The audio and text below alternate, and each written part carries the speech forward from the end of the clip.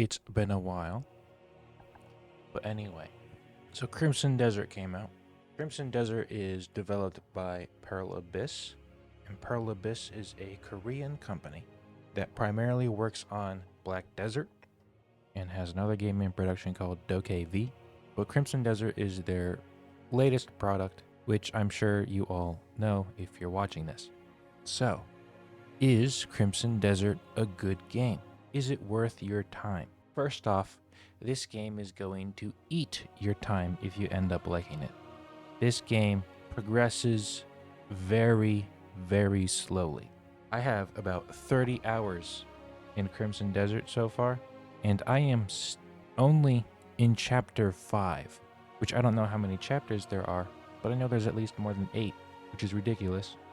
But I would say that 30 hours in a game is long enough to understand what the rest of the game is going to feel like, what the majority of the game plays like.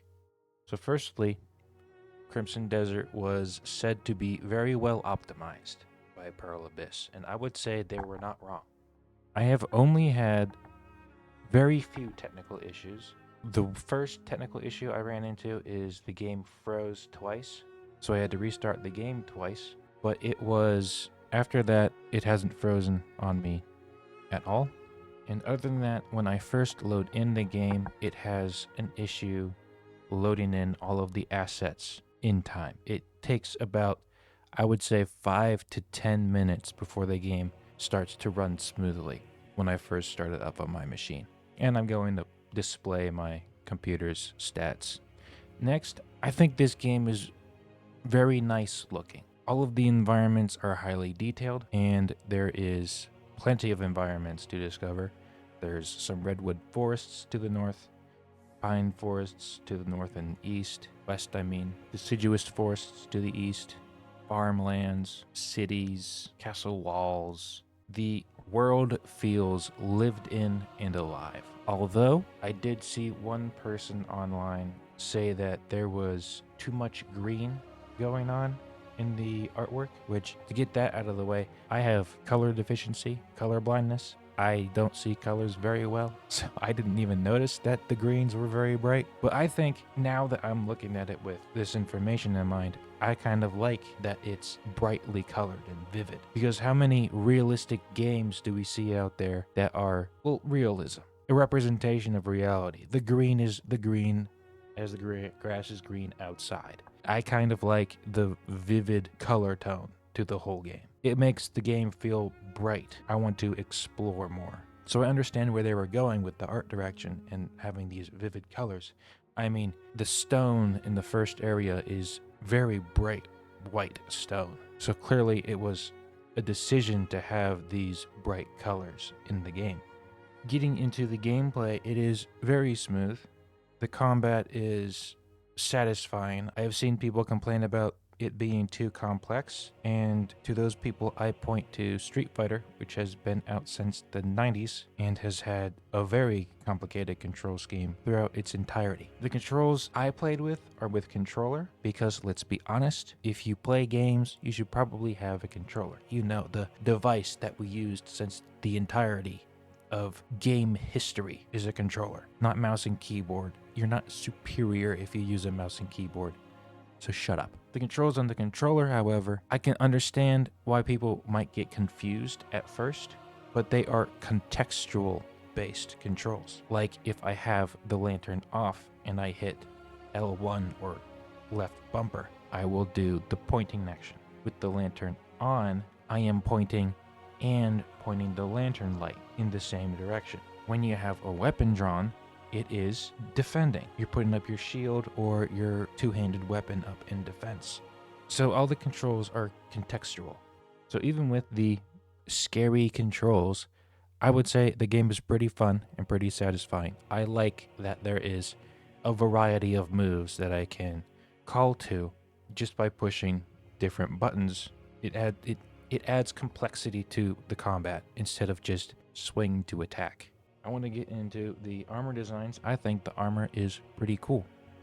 Some of them. A majority of the early armor you get is kind of bland, But once you start getting more and more boss fights and exploring more and more areas, you'll start getting cooler and cooler designs for the armor. Like I have all the Reed Devil armor pieces. Fuck you. But the armor design is definitely a little bit more historical fantasy as opposed to fantasy or high fantasy.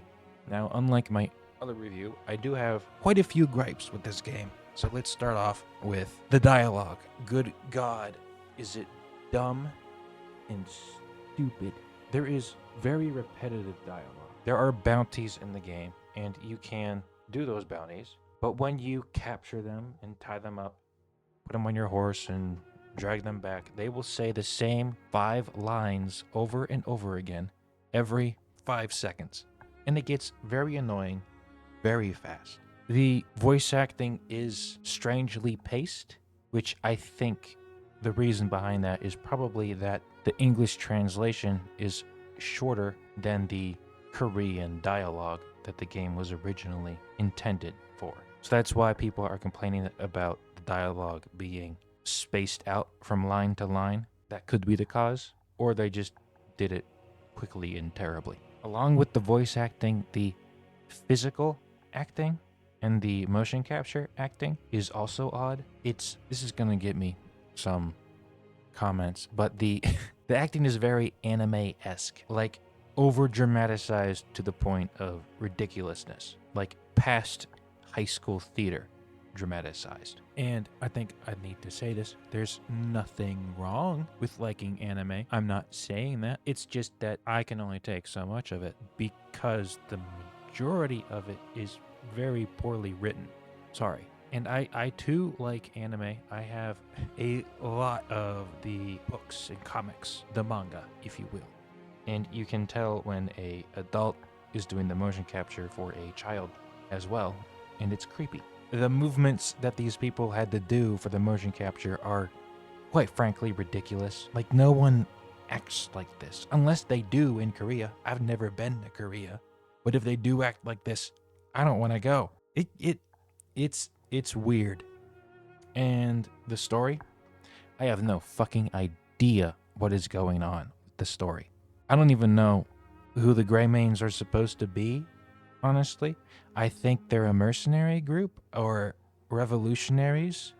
I know they hate the Black Bears, that's for certain. The Black Bears and the Greymanes, they've been fighting each other in the northern parts of the map above Hernand, which, okay, so 2 clans hate each other. And then Cliff, the character you play as, which I'll get to him in a second, but he gets killed and thrown into a river at the very beginning of the game. It's not a spoiler, sorry, but he's saved by some magical being, of course, because you can't have your main character not have this stereotypical main hero trope going on, where he's chosen by a holy spirit to save the people of Hernand and everywhere else. Like, it's a stereotypical power fantasy kind of storyline from the start, which is not very well explained, I don't think. If you understand it, please tell me, because I don't understand what's going on. Also, the dialogue doesn't make sense in times. Like, at some point, you're probably going to have someone come up to you with a sense of urgency, acting like, we need to go now. And he will say like 2 or 3 lines past that, saying the same thing, like you weren't paying attention. Also, Cliff not showing any sense of urgency at all, like, we gotta go too. So it's like, is he listening? Who is listening? So thank God there's a fast forward button for all the cutscenes, but the quest dialogue and the dialogue that isn't a cutscene, you cannot fast forward or skip through. So you have to deal with the horrible lines and line deliveries that are going on. So the dialogue and story are crap. This is probably a good game to listen to some music while you're playing. The combat is what really shines throughout this game. The combat and the exploration. We know what Pearl Abyss makes, and they make Black Desert. They make an MMO. So I find it kind of odd that people are expressing surprise when this studio, who is set up for MMOs, makes a single-player RPG that is similar to an MMO. I find it odd that we didn't see this coming in some way. It's not that surprising. And then finally, I would like to say that the enemies are they're very similar. There's very few variety at the beginning of the game. Like the only difference between the majority of enemies that you fight, which are going to be normal humans, are going to be what kind of weapon they're carrying. And if they have a sword and shield, they're going to act the same. If it's an axe or a mace, most of their combat is the same, which is fine. And then there's a spear that they could use, and that one is a little bit different. But I'll tell you what, the combat is not always easy. Once you go into the Demonis area, which is the second area, which you start going into in the chapter 4, those enemies can get tough, and these enemies will surround you and relentlessly beat the crap out of you. Like, this isn't Arkham Batman where they take turns throwing hits. They will all hit you at the same time if they can, which is great. It requires you to think a little bit more about what's going on around you. But other than that, the enemy variety is very sparse at the beginning. Like, I've only fought 1 wolf and 2 bears. And the bears I fought while exploring to an area you're not supposed to go to yet. And the bear took forever to kill. Like 5 to 10 minutes, I would say, of me just fighting 1 bear. Like, I would expect in an RPG that there would be a little bit more in enemy variety from the start. Like, when you go exploring and you're like in the woods, in the forest, where there's no roads, I would expect there to be a hostile nature of either flora or fauna that would be present. That would make it a little bit more exciting and a little bit more dangerous for the player. But it's not really there at the starting area, at least. There's a lot of not dangerous animals around, so maybe it would be just a little bit more interesting if there was a threat in the nature as well. Okay, so at this point, I'm going to say that this is like the second part of the review, where I go away from what I traditionally try to do when I'm reviewing something, either for myself or a video. I don't like comparing apples to apples or apples to oranges. I don't like comparing. I don't think comparing is a intellectually integrity kind of way to take things when you're trying to develop an opinion. I think it is better to take something as it is by itself and try to develop your own opinion on that. Whether you like it or you don't, and you don't like this system because of these reasons, not I don't like this system because it wasn't in this game or it was better in this other game. For instance, the running. There, I've seen people complain that it's trying to copy Grand Theft Auto and Red Dead Redemption with you press A or X to go from a walking to a running animation, and then you tap it twice to go into a sprinting. But I think here it makes a little bit more sense to do a comparison because I've seen it happen a lot in Steam reviews and online, where people are comparing Crimson Desert to Dragon's Dogma 2. Okay, and for this comparison, I may spoil some things for you. So I'll put a timestamp of when I'm done doing the comparison or when I'm done saying anything that might spoil something for you. Compared to Dragon's Dogma 2, I like Dragon's Dogma 2 a little bit more. I think the story is better and coherent. Compared to Crimson Desert, it feels like you are drawn into something without context. All the context isn't the context in Crimson Desert isn't shown or really experienced besides the opening scene and the first boss fight. But boss fights like the dragons, the cyclopses, the medusas, while they are less rewarding because there's a lot of the same of them throughout the game in Dragon's Dogma, but they are actually rewarding because most boss fights in the Crimson Desert are drawn out into multiple parts, with the only excuse being, you won, but you gotta defeat me now over there, which kind of seems like an excuse to get the player to explore different areas instead of making a new quest for that area. Like the Redevil boss fight. You don't really get to win. I mean, you do win and you get the gloves as a reward, but it doesn't feel like a win. He just leaves with a corny line, like, you may have defeated me now, but I will live forever through humanity's hatred, and he fucks off. That doesn't make you feel like you won. It's not very rewarding when the evil continues to exist or continue. It's still present. You being the hero and defeating evil, but evil still but this evil still goes on, that's not very rewarding in a story sense. However, I do like Crimson Desert and Dragon's Dogma. I like how they both keep the player not tied down. Really, the only thing that's keeping you from exploring these new areas is difficulty scaling. Like in Dragon's Dogma, I know that the second area you have to get a pass so that you can go through a gate, and then you progress to the next area, which is a desert area, a more arid area. But even getting to that gate, there's more and more stronger enemies presented. And it's telling you, hey, you're going to a much more dangerous area. Like, I believe there's more dragons down there. There's more cyclopses. There's more ogres. I know there's this big dog thing. I don't remember what that thing's called. But the only thing that's restricting the player from progressing and exploring is really the difficulty from area to area. The characters in Crimson Desert feel very shallow, like there were characters added because, well, we need a character there. Not that this character has importance, but this character chops the wood for the Grey Wolves, or this character puts up the tents for the Grey Wolves, or this character, he's a guard at the camps for the Grey Wolves. Like, there's 63 Grey Wolves that you can find that are all named and are all apparently important. But 63 characters is a lot of character development that is needed to make me give a shit about these characters. Like, I don't even give a shit about Cliff, because there hasn't been anything to make this character likable, or to make any of the other Grey Wolves likable, or to make Damien careable, or to make Unka careable.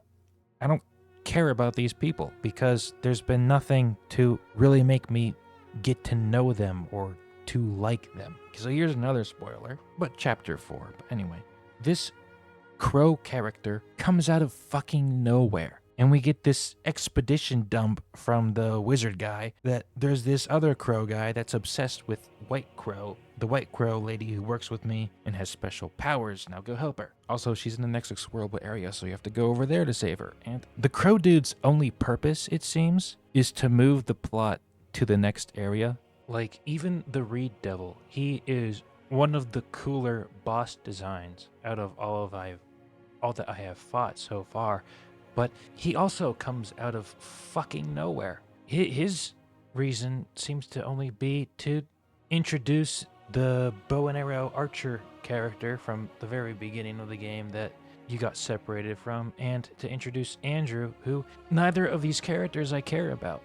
There's nothing about these characters that did any characterization or character development. And there's nothing to really explain where the crow guy came from, other than he's been here before or something. I don't know. But once again, there's 2 crow boss fights, pretty much. You fight him once, and then you have to fight him a second time on a tower. Why? So, that's my review of Crimson Desert. I think if you like MMOs and don't like the online requirement, this is probably a really good game for you. If you like RPGs with the possibility of getting invested in the world and the people, this is probably the game for you. Even if it is subpar, kind of garbage as it comes to story. Sorry. This might be the game for you. If you like RPGs where you can just spend hours in exploring and having fun with the complicated but satisfying combat. So I think, in my opinion, I would give Crimson Desert